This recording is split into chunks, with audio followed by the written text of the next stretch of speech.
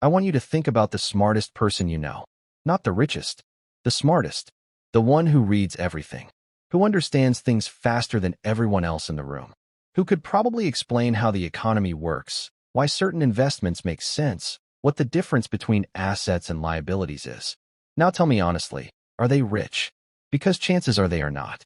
And that should bother all of us a lot more than it does. Because if intelligence was the thing that built wealth, then the world would look very different from how it actually looks.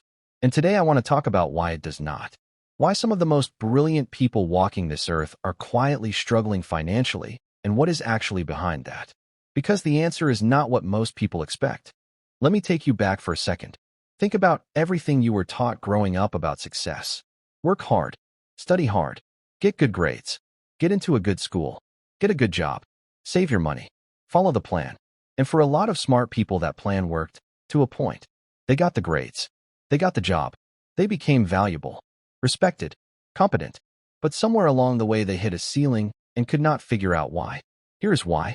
Everything school taught you about success was about being a good employee, not about building wealth, not about financial freedom, about showing up, performing well, and being rewarded for it by someone else. And there is nothing wrong with that path, but it has a limit. And nobody told you about the limit while you were working so hard to get there. That silence, that gap in your education, is where a lot of smart people's financial struggles actually begin. Here is something I have noticed about intelligent people, and I say this with complete respect because I think it comes from a genuinely good place. They are terrified of making the wrong move. So they research, they analyze. They read 3 books on the topic before they take a single step. They build spreadsheets. They consider every possible outcome. They find every potential flaw in every potential plan. And while they are doing all of that, someone with half their knowledge and twice their courage already started, already made mistakes, already learned from them, already moved forward. Smart people call this due diligence. And sometimes it is. But a lot of the time it is fear wearing the costume of preparation. It is the brain finding sophisticated reasons to stay safe. And the cruel irony is that the same intelligence that helps you see every possible risk is the exact same thing that keeps you standing still while everyone else is moving. This is the one that frustrates me the most, because it is so unnecessary. Smart people are sitting on knowledge and skills that other people are actively searching for right now. Things that feel completely ordinary to them because they have known it for so long. But here is the thing about knowledge. Just because something feels obvious to you does not mean it is obvious to everyone. It is not. The thing that comes naturally to you. The thing you could explain half asleep. The problem you can solve in 20 minutes that takes someone else 3 weeks. That gap between what you know and what they know is worth real money. It always has been. But smart people chronically undervalue what they carry because they made the mistake of assuming that if something is easy for them, it must be easy for everyone. It is not. And the moment you really internalize that is the moment everything starts to shift. Now here is the deep one. The one people do not want to hear. A lot of smart people have spent their entire lives being the person who knows things. The one who gets it right. The one others come to for answers.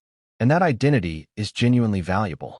But it becomes a trap, a very specific financial trap, when building wealth requires you to be a beginner. Because starting a business means not knowing what you are doing at first. Investing means putting money into something before you fully understand it. Building anything new means being uncomfortable and uncertain and possibly looking foolish for a while. And for someone whose entire sense of self is wrapped up in being capable and competent and having the right answers, that vulnerability is almost unbearable. So they stay in the lane they are already good at. They keep doing the thing that feels safe, even when that safe thing is quietly keeping them exactly where they do not want to be. So what actually changes this? And I am not going to give you a list of investment tips or tell you to start a side hustle.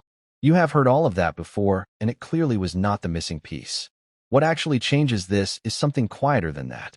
It is the moment you stop letting your intelligence become a reason to wait. The moment you decide that being wrong about something financial is survivable, and that staying stuck is actually the riskier choice. The moment you take the knowledge you have been sitting on and do something with it, instead of waiting until you feel ready. Because here is the truth about feeling ready. It does not come before you start. It comes after. Always after. And the smart people who figured that out, who pushed past the overthinking and the fear of looking stupid and the waiting, those are the ones who stopped being the smartest broke person in the room. That shift is available to you right now. Today. Not when you have done more research.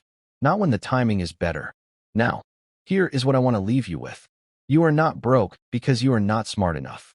You are not broke because you did not work hard enough. You are broke, or closer to broke than you should be, because you were given a very incomplete set of instructions about how money actually works. And you followed those instructions perfectly. You did everything right by the rules you were given. The problem is nobody told you there was a whole other set of rules running underneath everything. Consider this that conversation. The one nobody had with you when they should have. You already have what it takes. You just need to stop using your intelligence as a reason to wait and start using it as a reason to move. Drop a comment and tell me which part of this hit closest to home. And subscribe because we are just getting started.